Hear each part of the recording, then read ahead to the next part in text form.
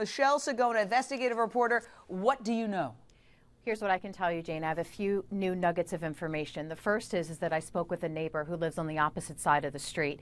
She said that the father used to live in the home as a teenager. Actually, the family purchased the house around 1999 to 2000. He lived there as a teenager, moved away, and about 4 to 6 weeks ago, he did move back. What he told the neighbor was that he was living in Portland at the time. He had come back, but she never saw the child. The only child that the neighbor I spoke to had ever seen was of another woman who may be living in the house, who has another child that's younger, possibly younger than Ayla.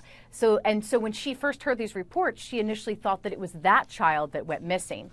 Another interesting nugget that the neighbor told me is that investigators have been around to all of the houses. Her backyard was searched. They did not search her shed. She did that herself. But a neighbor on the opposite side of the house, I guess would be on the back side of the house from where Ayla went missing, did hear a loud noise around 3:30 in the morning. So loud, in fact, that her dog woke up, started barking.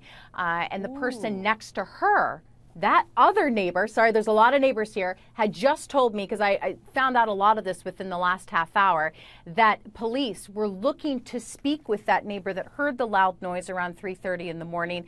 They had reached out to some other folks in the neighborhood to try to find out where she was so they could collect that information. So authorities are going door to door. Let me bring Sandy Shepard back. You're a friend.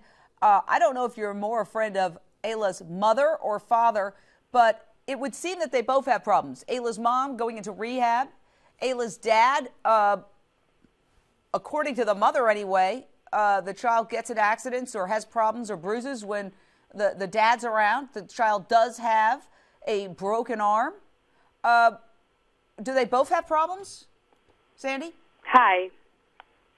Trista is a single mother of two. I wouldn't call it problems. I would call it situations. And Justin, on the other hand, he didn't want to be the father. He said that many, many times.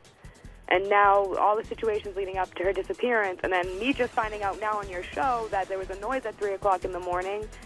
I mean, if I was that neighbor, I'd be up and looking.